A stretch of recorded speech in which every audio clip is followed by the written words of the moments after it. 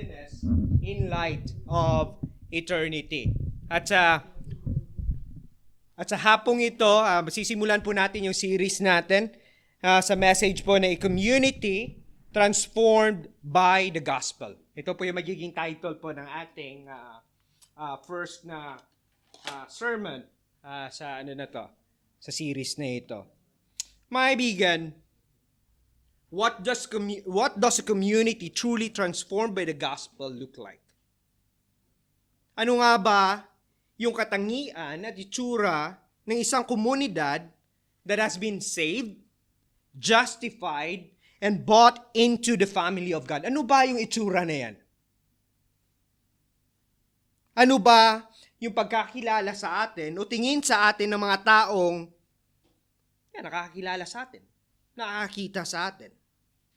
When people outside of our community look at us, what do they really see sa atin?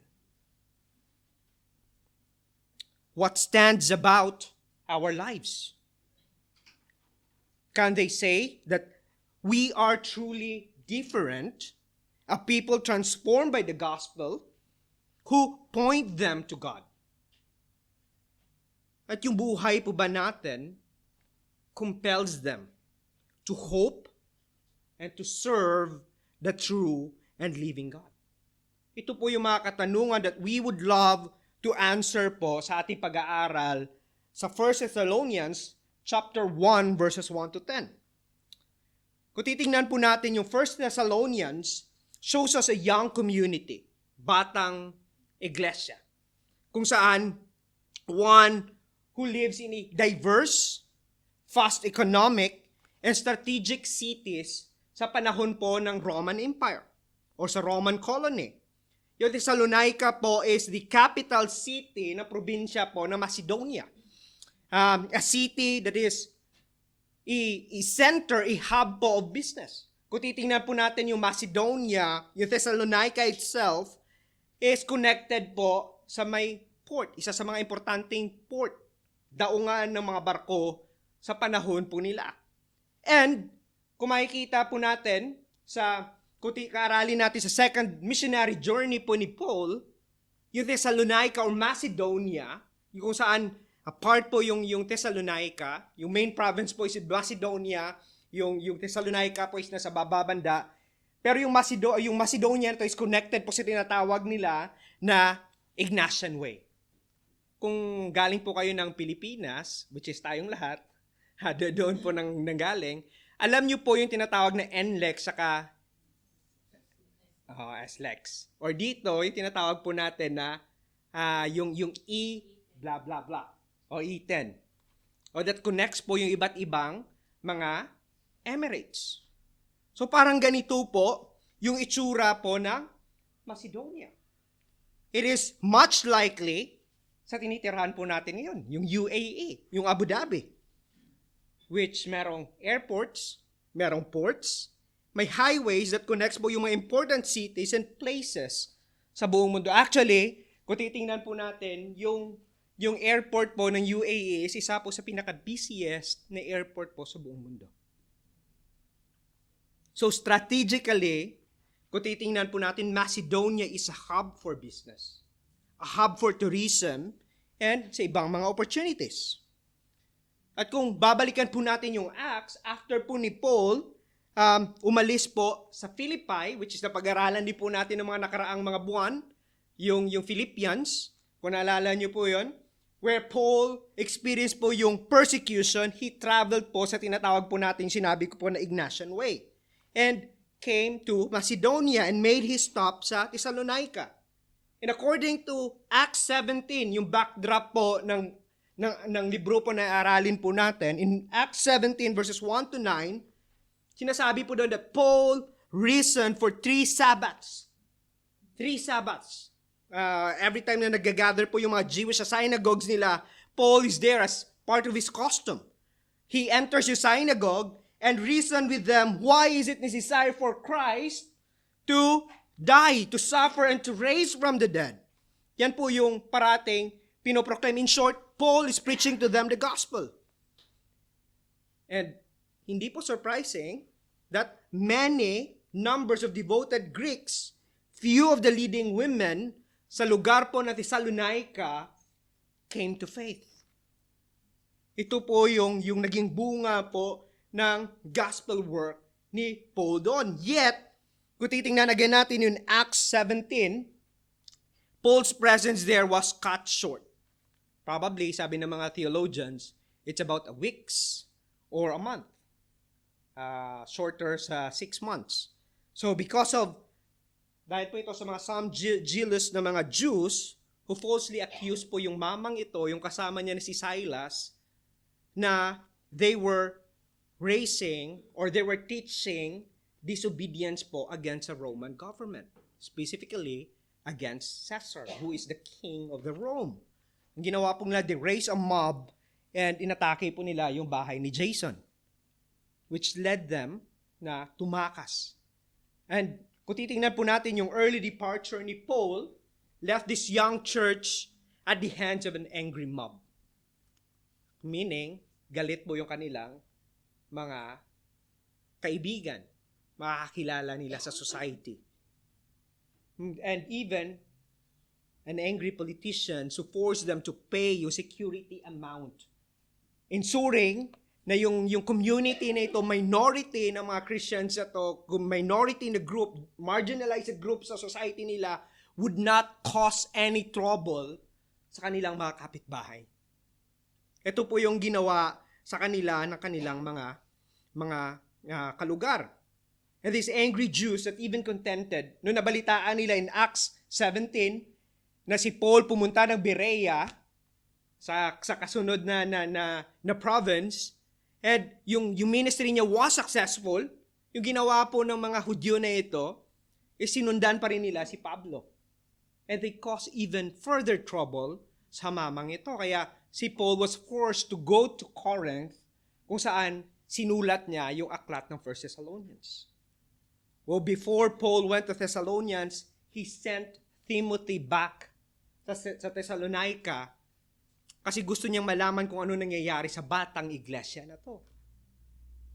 And there, Timothy learned na may mga problemang nakaharap po yung batang iglesia na to. And part of it, hindi lang na they are persecuted sa kanilang community, but they have doctrinal confusion din sa loob ng kanilang iglesia, specifically pertaining to bodily resurrection. Which is mapagdadaanan po natin yan sa series po natin. Aaralin po natin yan. Again, let me ask this question. When people outside of our community look at us, ano nga ba talaga nakikita nila sa atin? What stands out sa buhay po natin that they can say that we are truly different, a people who are transformed by the gospel, and points them sa kay Kristo? Ang tanong po, nakikita po ba yan na mga katrabaho natin sa atin? Does our lives compel them to hope in and serve the true and living God? Yung main point po natin sa ating pag-aaral sa hapong ito is this. A gospel-transformed community chosen by God display a living faith and examples that compel others to believe, to hope, and serve the true and living God.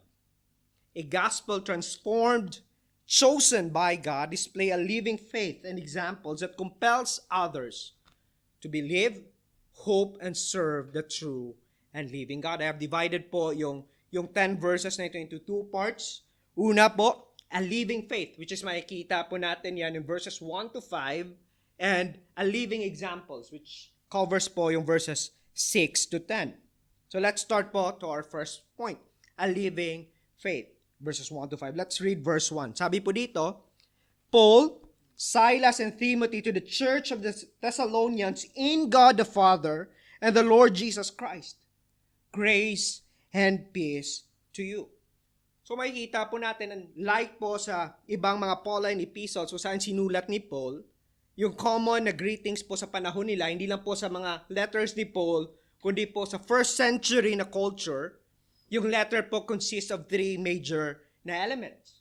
Makikita po natin dyan, which consists po yung sender. Sino po yung nagpadala niyan? It was mentioned there. Yung recipient is there. And yung tinatawag po natin na formal greetings. The grace and peace to you. Tulad po ito, para makikita po natin, if you are an admin po or I know all of us have experienced po yung mag-send po ng email sa mga boss po natin, mga katrabaho, or even colleagues. Meron po parating headings. Hindi po ba? May pangalan pa yan, Dear, blah, blah, blah. Grace and peace to you, or I hope that everything is doing well with you. Parang ganun po yung itsura nito. But unlike that, makikita po natin that this opening statement reveal much deeper po yung relationship between the sender tsaka yung recipient po ng letter na ito. This actually reminds or even encourage po yung mga recipients ng letter na ito who might feel displaced sa kanilang society because of the challenges nga po na kinakaharap nila sa kanilang mga kapitbahay, sa kanilang mga kilala. And even to the government that suspect them na baka may gawing mga masama yung mga tao na ito. Kung makikita po natin, Paul begins with the names. Yung nakalagay po dyan, Paul, Silvanus, and Timothy. Well, kung titingnan po natin, yung mga names na ito, hindi lang po it's simply telling to them na this is from Paul or from Silvanus and from Timothy, but this reminds them, yung mga Thessalonian believers na ito, it reminds them na like them, Paul, Silvanus, who is his Roman name po ni Silas, and si Timothy is like them who are suffering as well. Kumbaga, they are viewed by their community outside the community of God as marginalized. They are harassed like them. It reminds po yung mga Thessalonian believers ito, yung mga mamang ito na naka-mention dito, nagpadala dito ng letter nito sa atin is like us. We are the same in the sight and experience po when it comes to faith. It reminds them of their shared experience in faith with his senders. Let's try to imagine yung amount po ng reminder and encouragement sa mga harassed na minority Christians na ito. Knowing that this letter comes from their fellow believers who continue to become an example to them even in the midst na kanilang mga persecutions. Try to imagine, again, babalikan po natin yung background nang galing si Paul sa Philippi. Umalis siya na Philippi kasi persecute siya. Nung dumating siya sa Thessalonica, the same thing that he experienced. Pumunta siya ng Berea, hinabol siya para i-persecute din. Until napunta siya ng Corinth, and we know na yung story continuous na nakalakip po doon yung persecution. So try to imagine yung amount ng encouragement po na natatanggap o nare-realize po ng mga Thessalonian believers ito, having received yung letter nito to their fellow servants, fellow suffering servants. Now, kung titingnan po natin, notice how Paul addressed yung mga Thessalonian believers ito. Again, remember that Paul was writing this letter from Corinth, which is approximately 340 to 400 miles away sa Thessalonica. Ganun po kalayo yung location po nila.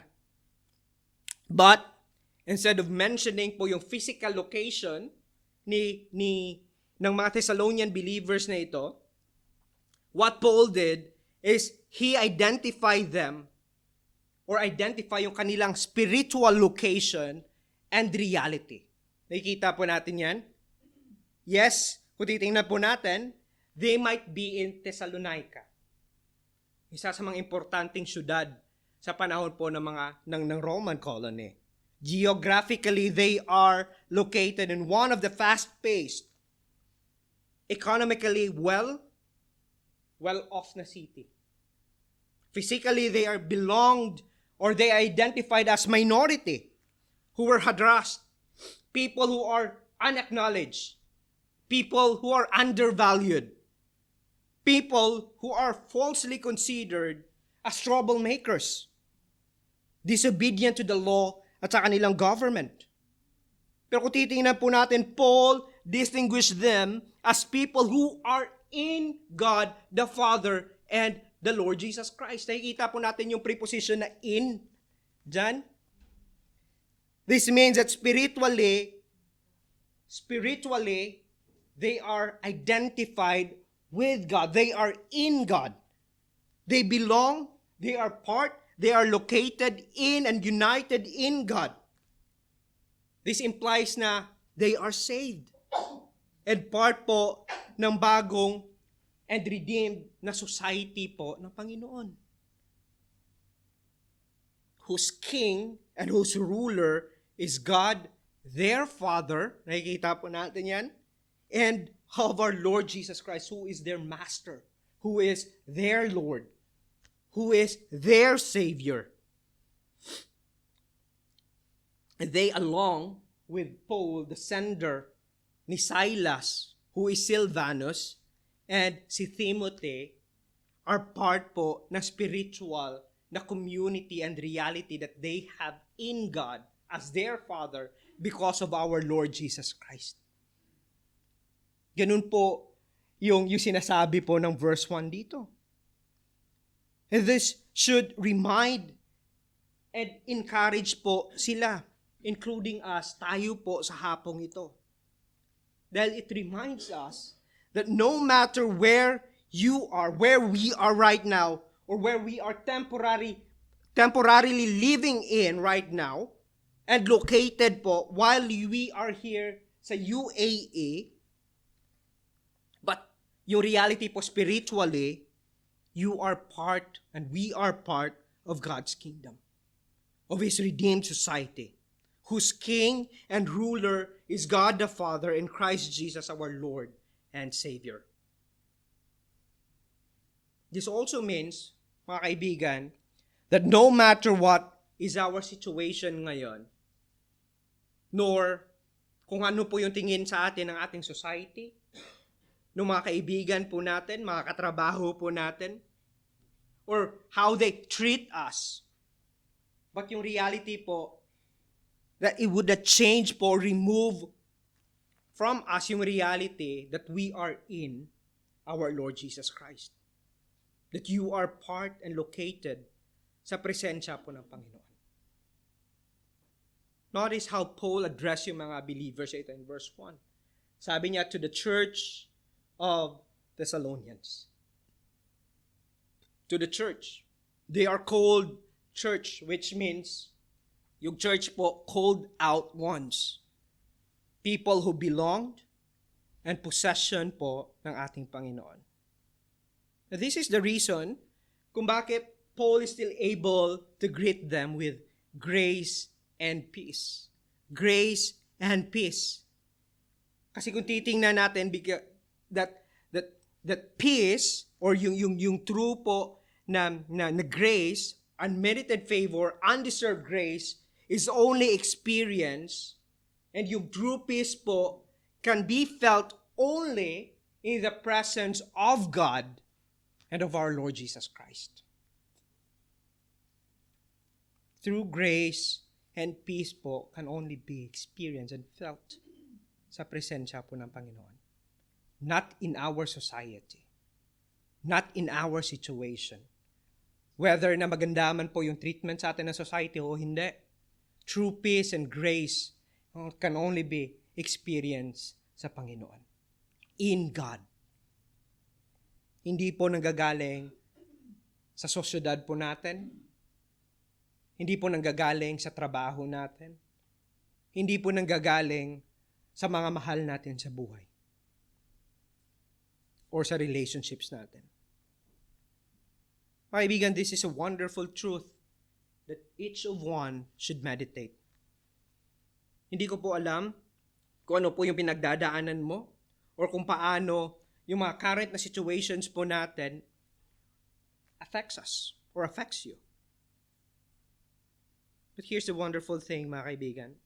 If you are in Christ, you are right in sa presensya ng Panginoon. You are, kumbaga, located. You are protected. You are in God's care. In God's presence right now. For you are part of His kingdom. People who are guaranteed of His grace and of peace dahil sa kay Jesus Christ. Now, kung titingnan po natin, pagkatapos si Paul batiin, in some sense, paalalahanan at encourage po yung mga mananampalataya na ito, Paul then turns his attention in praising God. Makikita po natin yan because of the visible and active faith ng mga Philippian believers. Ito, makikita po natin yan in verse 2. Sabi po ni Paul dito, sabi niya, we give thanks to God always for all of you constantly mentioning you in our prayers. Again, remember after Paul left yung Philippi, these are the people who received him. Not only the gospel na kanyang preach, but also the gospel workers, which is yung mga saints po sa Thessalonica. So, gospel workers na tulad ni Paul, tsaka ni Silvanus or si Silas.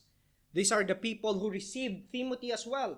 Nung pinadala ni Paul si Timothy bago siya pumunta ng Corinth, they received si Timothy. And here, makita na natin na these people who adopted these gospel workers is the recipient o these are the people na pinapanalangin parate ni Pablo, ni Silas, saka ni Timothy, constantly or regularly in a daily basis sa kanilang panalangin. For what purpose?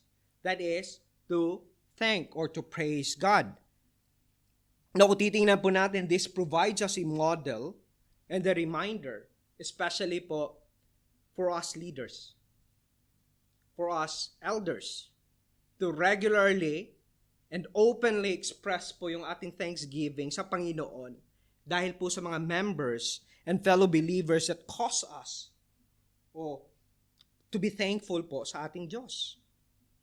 Kung titingnan po natin yung salitang mentioning po dito is the same word that modifies yung word na remember. Mentioning you in our prayer. Sinasabi niya, constantly mentioning you in our prayer. That means that we are remembering you always. Yan po yung sinasabi, remembering you always in our prayers. Meaning that every time that these leaders, such as Paul, Silas, and Timothy, come to God in prayer, they remember yung mga struggling saints na ito. Remembering yung mga marginalized na mga young believers na ito.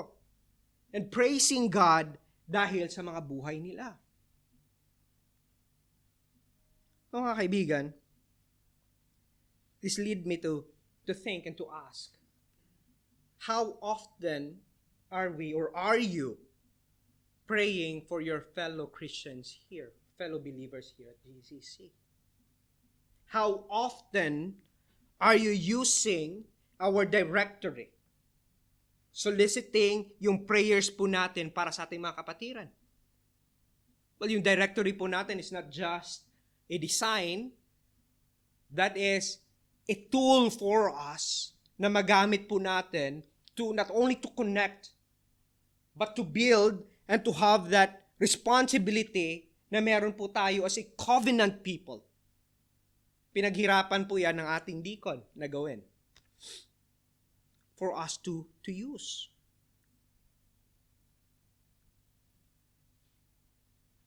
Now, friends, how often do we do this as elders? How often do we open our directory and pray for our members? How often do we do this as deacons, as part of the music team, as church members? How often do we pray for one another? Kung titingnan po natin dito, Paul and his team prayed for these young believers, harassed minority Thessalonian saints. And they did this in a consistent, daily manner. Now, ano po ba yung naging panalangin nila dito? Ano po ba yung content ng praising nila sa Panginoon? Look at verse 3. Ano sinasabi dyan? Remembering before God and Father your work of faith and labor of love and steadfastness of hope in our Lord Jesus Christ. So this is amazing, hindi po ba? This speaks of a volume of God's work sa buhay po ng mga mananampalataya na ito. Kung titingnan po natin, it speaks of and it shows us how the gospel truly transformed yung community na ito. And Paul and his team is praying and a prayer of praise dahil po sa observable marks ng effect po ng gospel sa buhay ng mga mananampalataya na ito.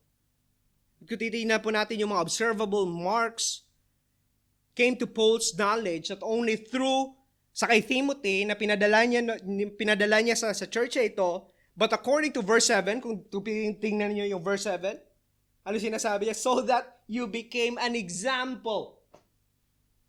Nakikita po natin yan? It spread, meaning it spread yung kanilang faith, yung genuineness sa kanilang faith, yung effect ng kanilang faith, spread across Macedonia, in Achaia, and elsewhere. Ito po yung pinapasasalamatan ni Paul sa Panginoon because of their living faith. So, titingnan po natin, though Paul pointed 3 observable marks sa buhay po nila, marks of their living faith, yet makikita po natin kung gaano po ka-intricate, gaano po ka-connected po, or inseparable yung mga marks na ito. Una, sinasabi po ni Paul dyan, sabi niya, first, we can see that Paul and his team remember in their thanksgiving prayer their work of faith. Or meaning, we can say that their faith in God, or yung gospel that Paul preached to them, and they freely received through the work of the Holy Spirit to believe in Christ, in His life, in His death and resurrection, and kumbaga, in resurrection and no other means by which they will be saved, at hindi po dahil sa kanilang mga good works, it produces po sa kanila to do some works that glorify God. A kind of work that is acceptable and pleasing in the sight of our God. Because it is done as a result of their faith. Makikita po natin dyan mga kaibigan that a living faith is a working faith. A living faith is a working faith. A kind of work that is not aimed para to earn salvation, but a proof that we are already saved by God, and our faith to Him now naturally produces yung for His own glory. This proves po that we are really His and He is ours. Sabi nga ni Apostle James in James chapter 2 verse 18, yung argument po ni James po dito, sabi niya, but some will say, you have faith and I have works. Show me your faith apart from your works and I will show you my faith by my works. Again, a genuine faith is a working faith. Now this faith, kung makikita po natin dyan, faith in God leads them to labor prompted by love. Again, this minority Christian in Thessalonica is able to perform their act of service or labor of love towards sa mga kapatiran po nila, especially to those who are part of the household of God, or meaning part of their church, members. They were able to do this because of the faith that they have in Christ. The transformation that brought them in life. Now, yung word po na labor po dito, It paints po yung picture ng isang tao who have a sustained effort. Even to a point po na yung paggawa po ng trabaho na ito or yung labor of love na ito drains them of their strength. Ganito po yung itsura na ito. Yung talagang hinang-hina ka na, pero you keep on doing that because you know that would build up po yung mga kapatiran. Ganito po yung itsura po nito ng word po na labor po dito. It presses forward because they deeply understand and motivated by the love of God for them. So meaning these Thessalonian believers were able to persevere in the gospel ministry. Again, kung alalahanin po natin, they were persecuted, harassed na kanilang community. But yet they have that kind of strength, the kind of love that propels them to do more para sa mga kapatiran po na. Hindi dahil to earn a good work or to earn salvation for themselves. No. Because they deeply understand the love of God for them. It is the fruit of their faith. The fruit of God's work, which is makikita po natin yan mamaya. Well, why they were able to do this? Because their love is guided by their faith. It is founded, it is deeply rooted in the gospel of our Lord Jesus Christ. Kung saan nagre-resulta po ito, nagpo-produce po ito ng mutual love towards their fellow believers. So tulad po ng sinabi ko kanina, yung mga marks po dito na binanggit ni Paul is inseparable. You cannot separate this. It overflows from the gospel. Dahil ito ay resulta po ng ginawa ng Diyos sa magitan ni Jesucristo. Tulad po sa Galatians chapter 5, verses 5 to 6. Sabi po doon, for through the Spirit, that is the God, the Holy Spirit, by faith, sabi po doon, we ourselves eagerly wait for the hope of the righteousness. For in Christ Jesus, neither circumcision nor uncircumcision counts for anything, but only faith working through love. See, faith working through love. It is consistent po sa sinabi po ni James kanina in chapter 2, verse 18. See, friends, a living faith does not only produces a living work, but it produces also love. A living faith produces love. Well, let me ask you, sa anong rason ba o sa anong paraan na ang pananampalataya po natin sa Diyos, our genuine faith produces love towards those who are part of the household of God or parte po ng iglesyang ito? Sa anong paraan po ba natin na ipapakita ito? Mga kaibigan, ang tunay po na niligtas ng Diyos has an increasing love towards sa kanyang fellow believers. Well, I'm not saying na madali pong gawin ito, napakahirap pong gawin ito, you know that you are like them, are fallen as well, have rough edges. Di po ba? Meaning, hindi po madali ito.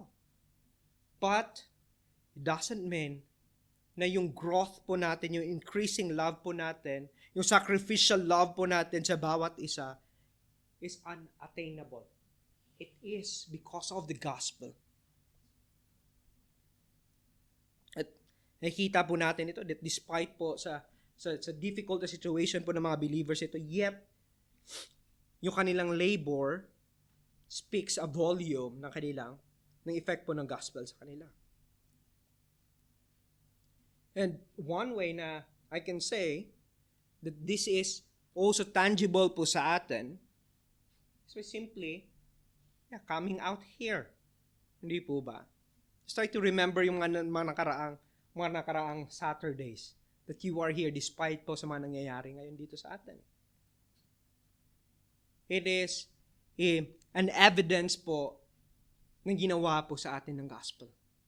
We come here not to show na we are mature or we are great. No. It is the result of the gospel po sa bawat isa sa atin. So you are able to keep po yung Hebrews, not to neglect po yung meeting one another. Why do we have that kind of thirst to be with the brothers and sisters? It is because that is produced by the gospel po para sa atin. So titingnan po natin, the Apostle Paul did not only praise God for the Thessalonians' work of faith and labor of love, but also, sabi niya dito, because of the steadfastness of their hope in our Lord Jesus Christ. Again, yung hope po dito is anchored not in worldly point of view or mantra.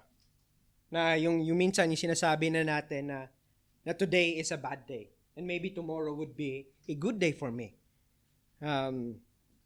Ngayon, hindi nag-workout ito, baka bukas okay na. Today is a bad luck. Malas, di ba?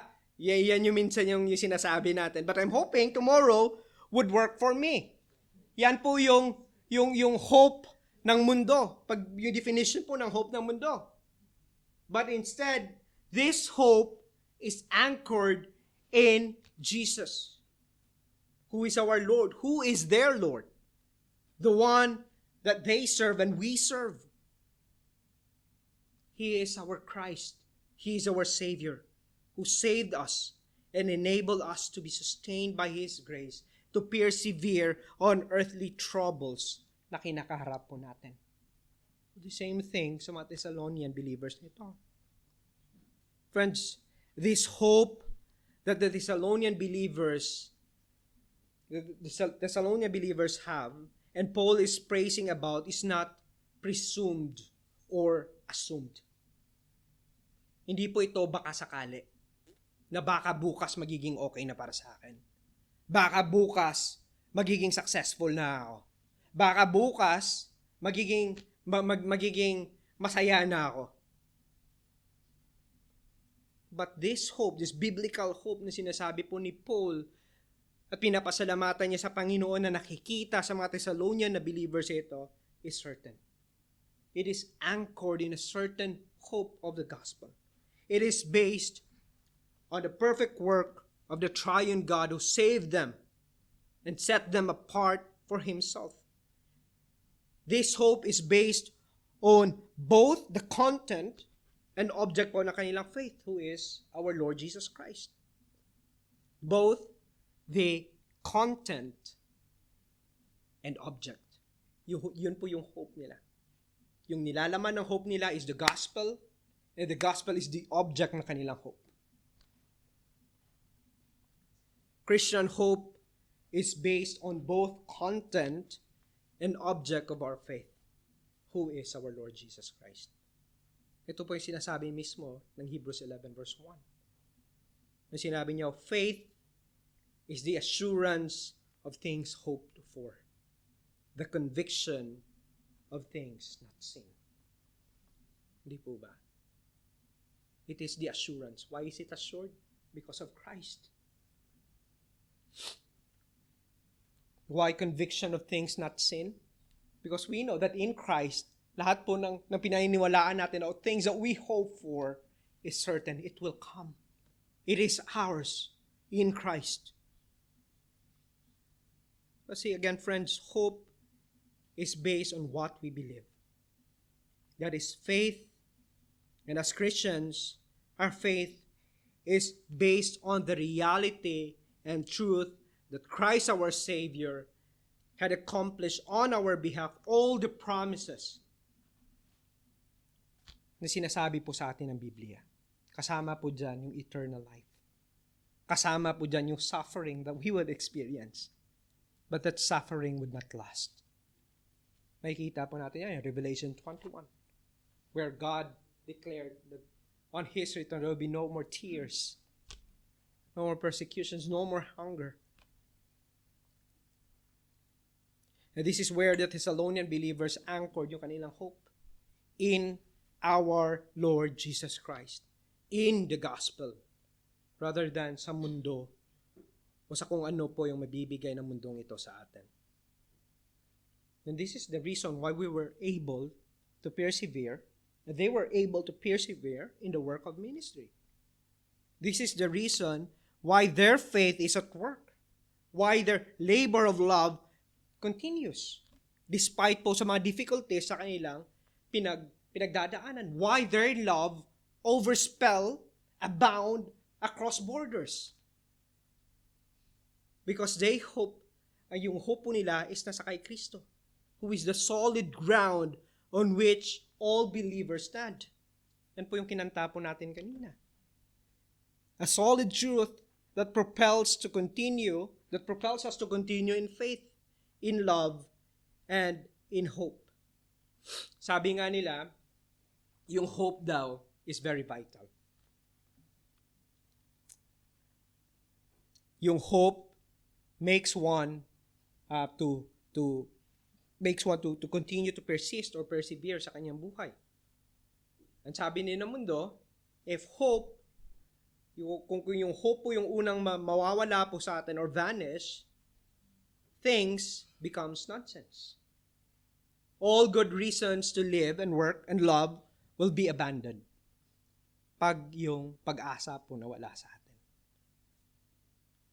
But here's a Christian hope is. This is where Christian hope is set apart. Because our hope is not based on earthly, temporal things. Our hope is based on eternal, lasting reality that God has promised to us in Christ Jesus. Yes, though we may suffer, but suffering will cease when we see Christ, our Lord Jesus Christ, appears. And Paul praised God for this, for this supernatural effect po ng gospel sa buhay ng mga mananampalatayang ito. Yes, it is supernatural. Bakit? May kita po natin yan in verses 4 and 5. Ano sinasabi sa verses 4 and 5? Sabi po dito, for we know, brothers, loved by God, that He has chosen you before our gospel came to you not only in word, but also in power and in the Holy Spirit with full conviction. You know what kind of man we proved to be among of you for your sake. Makikita po natin in verse 4 begins with a reason. A reason why His thanksgiving is directed po sa Panginoon. Because of this observable marks na nakikita po niya sa mga Thessalonian na believers po dito. Sinabi niya, for we know. Kasi alam namin. Kasama si Silas at si Timothy. We know or to perceive or to understand. Naiintindihan namin ito. The spiritual reality ng transformation po ninyo. Ito po yung sinasabi ni Paul dito in verse 4. Which means na yung mark po na nakikita po sa kanila was brought by God, by God's work sa buhay po ng mga Thessalonian believers na ito. yung perseverance of work, yung kanilang love, and even yung hope po nila sa kay Jesus Christ. Hindi po ito resulta ng kanilang natural na will or kanilang mga choices. It was brought forth for them ng ating Panginoon. Kung titingnan po natin, this is through the love of God. Kaya Paul addressed them. Sinasabi ni Paul dyan in verse 4, brothers, loved by God. He has chosen you, or God has set His electing love, His eyes on you. This is the reason why they were able to perform yung lahat po ng marks na yon. Yung faith, yung love, tsaka yung hope na sinasabi ni Paul dito. It is a supernatural effect and the result of the gospel po sa kanila. Of God's choosing para sa kanila. And clearly, it is not because of their own natural capability or capacity po, or natural choices po nila na mahalin po nila yung kanilang mga kapatiran. Hindi po ito natural sa atin kung isipin po natin. It is not natural for us to love a prideful brother or prideful sister. It is not natural for us to be humble. It is not natural for us to love. Kasi po yung natural po sa atin is all centered po sa sarili natin. Yun po yung natural po sa atin. Yeah? And putting it in our context, on our own, yeah, I will not choose to be here with you. Kung lalagay ko po sa context ko, kung isipin ko po yung ano na to, yung ginawa ng Panginoon. In my own, on my natural fallen condition, I will not choose to be here with you. Noong mga panahon po na kasagsagan ng gyera. On my own, I will choose to be with my family, to be with my kids. Yet, since we are gripped by the gospel, we are here. That's the reality. Same thing po sa inyo. You would rather choose to be at home, mga panahon po ng gyera, kasagsagan ng gyera. You would rather choose to be at safe kung nasaan po yung mga pamilya ninyo. But yet, yung supernatural po ng effect ng gospel is we gather. We are here. We are studying God's word. And in the eyes of the world, this is foolish. Kung titingnan po natin, how does God brings about His electing work upon us? Is it because we deserve? Dahil ba He saw something in us that is worthy of His electing love, na napiliin niya tayo kasi karapat-dapat tayo? Dahil alam niya na we would respond to the gospel? Magsasabi tayo, Lord, I will accept you. Well, let me show you some passages that would enable us kung paano po namili yung Panginoon. Is it because ba nakarapat-dapat tayo?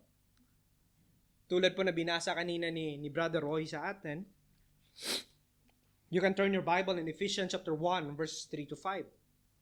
Sabi po doon, "Blessed be the God, the Father of our Lord Jesus Christ, who has blessed us in Christ Jesus with every spiritual blessing in heavenly places, even as He chose us in Him before the foundation of the world, that we should be holy and blameless before Him. In love, He predestined us for adoption to Himself as sons through Jesus Christ, according to the purpose of His will."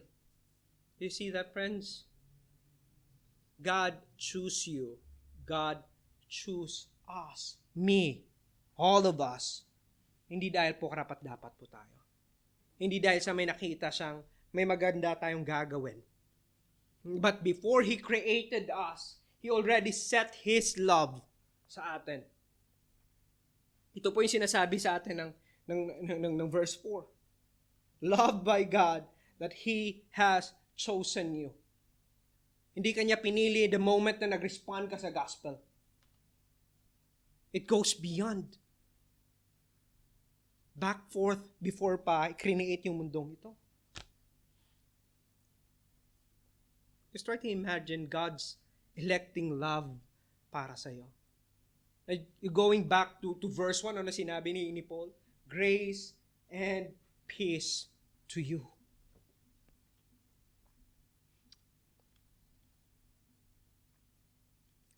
Makikita po natin that God's electing love and sovereign choice transcend time.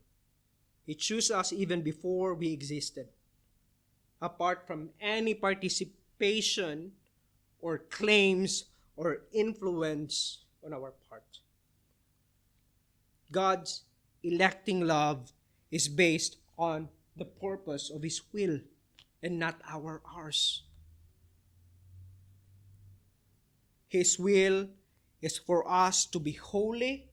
Sinasabi diyan sa Ephesians 1, to be blameless, that is true faith in Christ Jesus for the glory of His name. Hindi po niya tayo pinili for us to be siksik, liglig, at umaapaw po sa wealth. No. He chose us to be blameless, to be like Him, to be like Christ, to be conformed in the image of His Son, our Lord Jesus Christ. And by this deep truth, Paul is able to praise God because this is God's work, His intention, that these Philippian believers and us should live this way. Meaning lahat po na sinasabi po ni Paul kanina is all the effect ng gospel sa kanila. It is the work of God. Wala po silang pwedeng i-claim doon. Romans 5:8 also shows us God's free choice of choosing us. Despite that we are sinful in our core, yet God proves His love for us in this. Sabi sa Romans 5:8, but God proves His love for us in this. While we were still sinners, Christ died for us. Habang nagtatampisaw tayo sa kasalanan. Habang nag-i-enjoy tayo sa pakipaglaro sa kasalanan. Christ died for us. How we would know, the question is how we would know that we are really chosen by God to be holy and blameless, set apart to live according to the purpose of His will, or how we would know that we have a living faith. Look at verse 5. Because our gospel came to you not only in word, but also in power and in the Holy Spirit with full conviction, you know what kind of man we prove to be among yourselves. The verse 5 po shows us that our response, nor yung act po ng mga Thessalonian Christians, ito ay gawa po ng transformation that occurred sa kanila. And this transformation is caused not by their own or a result po of Paul's and his companions' wisdom or eloquence sa pag-deliver po ng mabuting balita. Hindi. Instead, it is a result of God's divine, supernatural work sa mga puso nila. Nakikita po natin yan? Not only in word, but also in power and in the Holy Spirit. Hindi po sinasabi ni Paul dito na preaching or sharing of God's word yung nag-transform po sa kanila. Though God is using that as a means, yung preaching, as a means for us to hear the gospel, but nakikita po natin ito, again, hindi po ni-deny. I want to be clear, hindi po ni-deny ni Paul na yung preaching is hindi po kailangan. Nakikita, but yung sinasabi niya, not only in word. Do you see that? Not only is qualifying. Hindi lang dahil sa yung sa may sinasabi namin. But what does he mean is this. Hindi dahil sa eloquence nila. Hindi dahil sa mabuti siyang yung rhetoric na preaching niya. Hindi dahil sa magaling siyang magsalita. To say. Hindi dahil sa compelling siya. But it is the work of the Holy Spirit. It is the clear preaching of God's word, the gospel, and it is the work of the Holy Spirit. Not only in word. Does God use yung preach word, the gospel, to compel the hearers? It is true, but it is through the work of the Holy Spirit at first to soften yung puso po natin, yung heart po natin that is stone, and turn it into flesh to bring life and understanding for us to grip and to hold and to believe with full conviction po sa gospel. Na makita po natin that God is holy and we are not. Na makita po natin that we ourselves need a Savior dahil hindi po natin kayang iligtas yung ating sarili apart from Christ. Because apart from Him, we will all be consumed by His wrath. But God in His goodness chose us before the foundation of the world. Change our hearts of stone into a heart of flesh through the power of the Holy Spirit and through the preaching of His Word. For us to hear the gospel, that we should respond with full conviction, turning away from our sins and turn to Christ as our Savior, who is the content and object po ng ating faith. Receiving Him as our Lord and Savior. That's the very thing that happened to us when God transformed us, conformed us sa Kanyang image. So we see, friends, yung salvation po natin, yung transformation po natin, including yung mga Thessalonian believers, it is brought about by the triune God. It is the work of the triune God. God the Father chose us. The Son came, lived, and died a perfect life on our behalf. And the Holy Spirit moved into our hearts para maintindihan po natin yung gospel, soften our hearts. See yung ating incapabilities, yung ating kasalanan. That is through the preaching of His Word. Romans 10 verse 17, sabi nga dun, so faith comes from hearing, and hearing through the Word of Christ. John 16 verse 8 even tells us that the ministry of the Holy Spirit, saying that when He comes, that's the Holy Spirit, He will convict the world concerning their sin and righteousness and judgment. So Paul and his companions, makikita po natin, is praising God because of the transformed lives of these Thessalonian believers. That they were able to live out and show ang kanilang buhay dahil sa ginawa ng Diyos sa kanila. This calls us, dear friends, to both preach and live out din yung gospel sa ating mga buhay, sa ating community, while trusting the triune God sa resulta po ng ating preaching. Kung malala po natin, again, in Acts 17, verses 2 and 3, anong ginawa ni Paul? He preached the gospel. He reasoned with them. Why is it necessary for Christ to suffer and to die? The same calling that God is giving us to preach that gospel faithfully and trusting God for the result. Pero hindi lang po sinabi ni Paul na, we just simply preach. Kundi makikita po natin at the end po ng verse 5, sabi niya, kung mababasa niyo po dyan, at the end of verse 5, you know what kind of man we proved to be among you for our sake.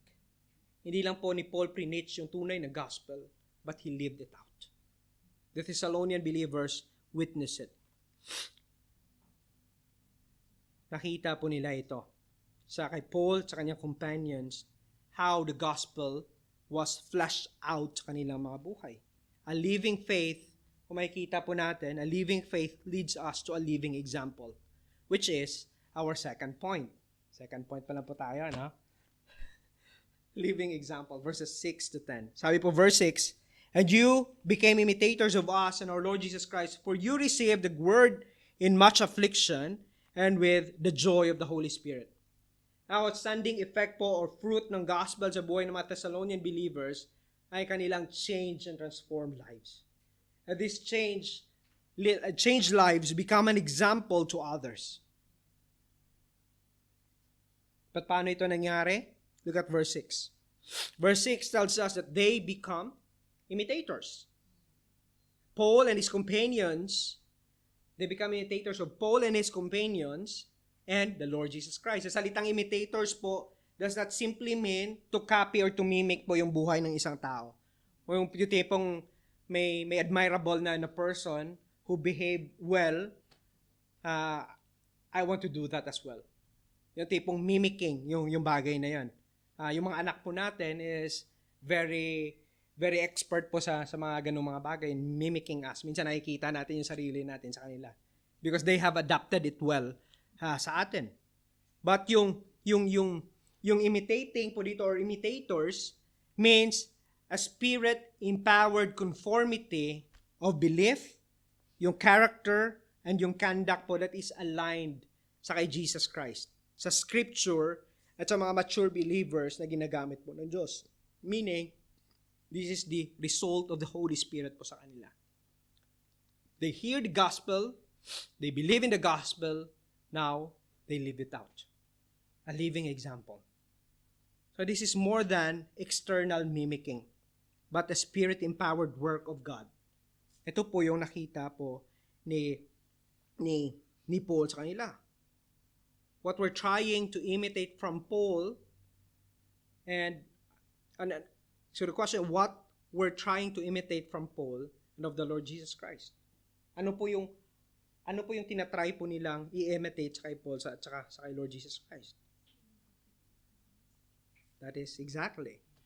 That is to suffer for the sake of the gospel. Or sabi po diyan, the word. They were suffering because of the gospel. Yet with joy that comes from the Holy Spirit, and examples of Paul and his companions who gladly suffer for the sake of the gospel. But their ultimate example is our Lord Jesus Christ, who is the suffering servant of God, who endured all kinds of suffering for our own sake. Dito po nila pinattern po yung kanilang buhay. The question is, mga kaibigan, where do we pattern our lives? Nakapattern po ba ito sa Scripture? Nakapattern po ba ito sa kay Hesukristo? Or nakapattern po yung buhay natin sa mundong ito? Is it in the Word or in the world? Bilang Kristiyano, hindi po pwedeng dalawa. Because of this, notice po yung effect of the lives of these Thessalonian believers. Because they patterned their lives before Paul, the Scripture, and our Lord Jesus Christ. Or before, una sa kay Lord Jesus Christ, the Scripture, and sa mga mature believers. Look at the effect po in verse 7. Sabi po sa verse 7, so that you became an example to all believers in Macedonia and in Achaia. In Macedonia and Achaia. Because of the resolved mind of these believers to pattern yung buhay po nila sa kay Kristo, sa Scripture, tsaka sa mga godly men, they themselves become the object of imitation. Nakikita po natin yan. Naging object din sila ng imitation. People around them, believers na nakakilala po sa kanila, were looking at them and imitating them as well. Sabi ni Paul, they become an example both in Macedonian believers and Achaia. If we recall, yung Macedonia po is isa sa pinakamalaking province po sa panahon ng Roman colony. At isa po sa church na naandoon sa probinsya ng Macedonia is ang Philippi. Ano nyo po yung Philippi? Yung Philippi were suffering. Kung titingnan po natin yung context ng Philippians, they were suffering. They are poor. Hindi po ba? They were poor. They were poor members, suffering members na nagsasuffer din po sa persecution galing po sa kanilang mga kaibigan. Yet, may kita po natin na yung minority ng mga Christians sa Thessalonica become an encouragement sa kanila. Na yung established na church of Philippi were looking at them and saying, we want to be like them. We want to be like them. Another church na sinabi ni Paul dyan is the Achaia.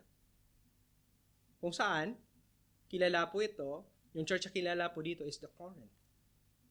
Yung 1st and 2nd Corinthians, yung letter po to the Corinthians, makikita nyo po yung context ng Corinthians. They were suffering as well. Sa loob ng iglesia nila, merong mga immorality na nangyayari. But, makikita nyo po in 2 Corinthians, kung paano po ginamit ni Paul yung Thessalonian believers na to, along with the Philippian believers na located po sa province sa Macedonia. If you open your Bible in 2 Corinthians 8, verses 1, ito po yung sinabi ni Paul doon. Now, I want you to know, dear brothers and sisters, that what God in His kindness has done through the church in Macedonia. Churches in Macedonia, plural. That's Philippians, Philippi, and Thessalonica included. They are being tested by many troubles, and they were very poor. But they are also filled with abundant joy, which has overflowed in rich generosity. So Paul is speaking yung churches na ito in Macedonia as an example, encouragement para sa mga taga-Korinto. Church in Macedonia. They were suffering, yet with abundant joy, they become an example in joyful giving to the Corinthian church. Friends, JCC in particular, we can be a good example and encouragement then sa ibang mga believers. Churches, yung congregation were more established, bigger than us. And the point is, it doesn't need for us to be wealthy or to be popular or maayos magsalita or kilala. Hindi po yung point doon.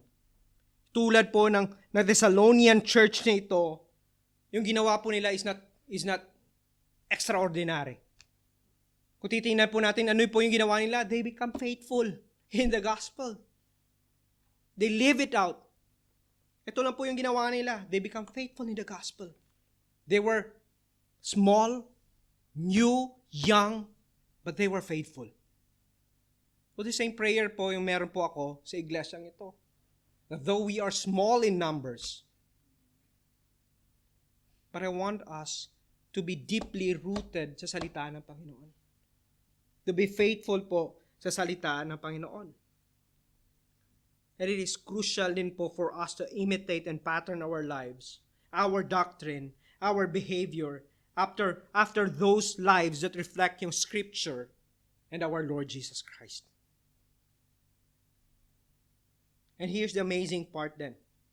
Because the Lord Jesus didn't only use yung example po ng mga community na ito sa mga believers, but to everyone.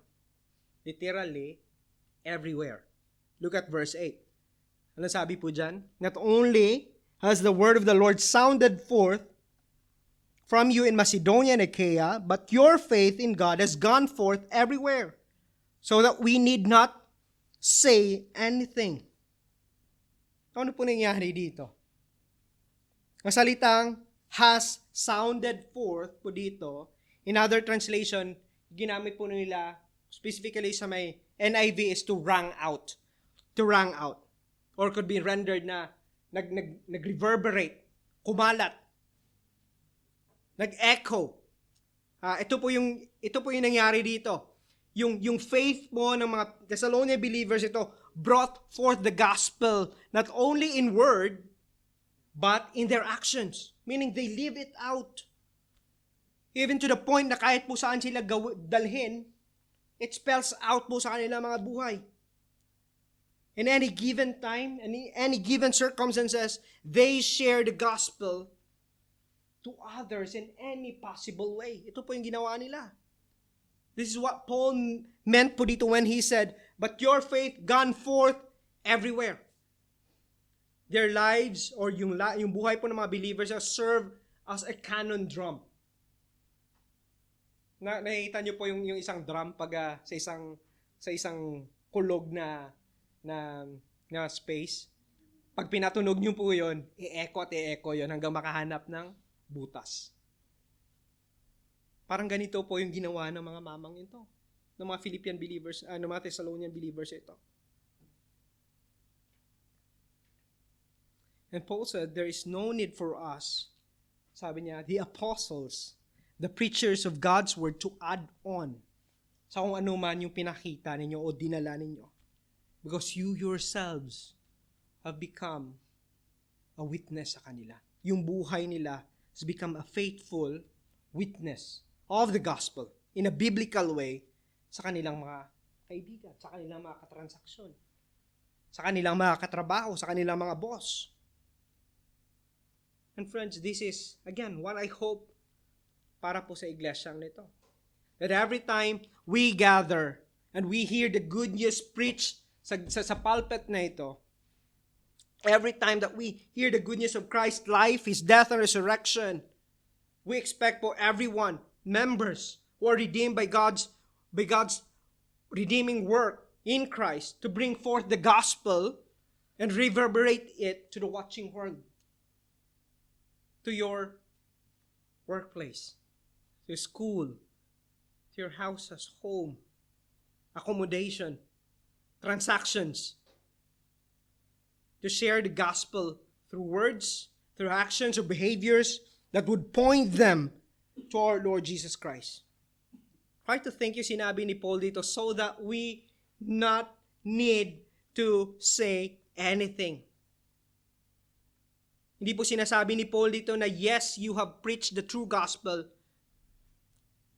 But in some sense as well, Paul understands na yung mga tao na ito, yung mga believers na ito, have reached yung mga tao na hindi po naaabot ni Paul. Try to imagine that. Yung mga tao na hindi na naaabot ni Pastor Rocky, ni Pastor Irvin, Nake, ni Kuya Al, o sino man sa atin dito, kayo po yung ginagamit ng Panginoon. You are bringing the gospel kung saan po kayo nandoon. People that sits next to you sa iyong office. People that usually encounter sa bus, sa mga school, mga kaibigan as intentionally God placed sa mga buhay po ninyo. Paano nila ginawa ito? Verse 9. For they themselves report concerning us the kind of reception you had among you and how you turned to God from idols and served the living and true God. You see that? People who know them observe yung changed lives na ito, yung changes sa buhay ng mga Thessalonian believers na ito.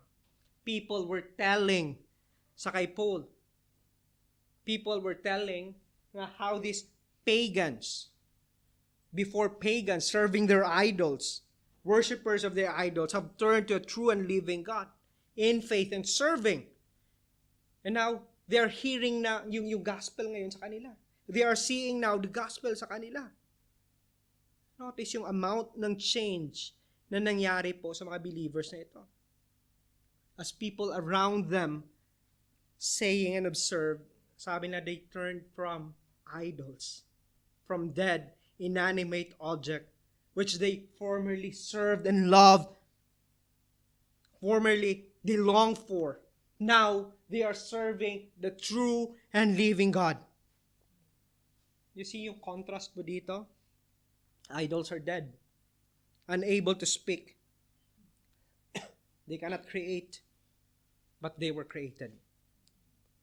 Now, after na transform life nila, these people are now serving the true, the word, or the true and living God. They turn away from their idol worship and turn to true worship sa Creator and life-giving God na ito. Now friends, this is change. Yung change ba na ito is observable din sa atin. Nakikita ba ito ng mga tao, and can people around us affirm yung mga changes na ito?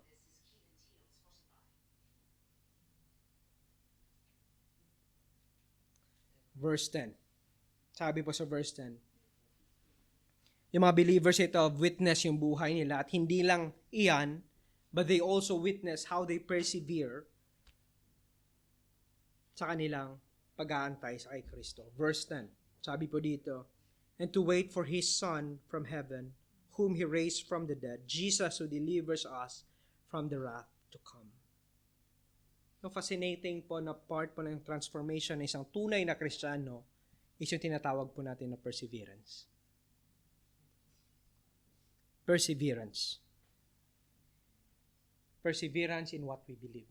Yan po yung isa sa pinaka-fascinating po. Because it proves and reveal po ng genuineness ng ating transformation. May kasabihan po tayo, time tells. Di po ba? Right? Time will reveal it. But for Christians, it is our perseverance in faith that reveals the genuineness of our faith.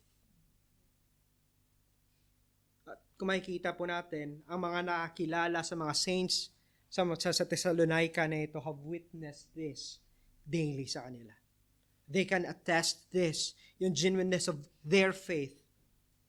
Dahil naging magandang example po sila sa kanila. That despite their trials and persecutions na kanila kinakarap, these saints did not lose their focus sa kanilang faith, sa object ng kanilang faith.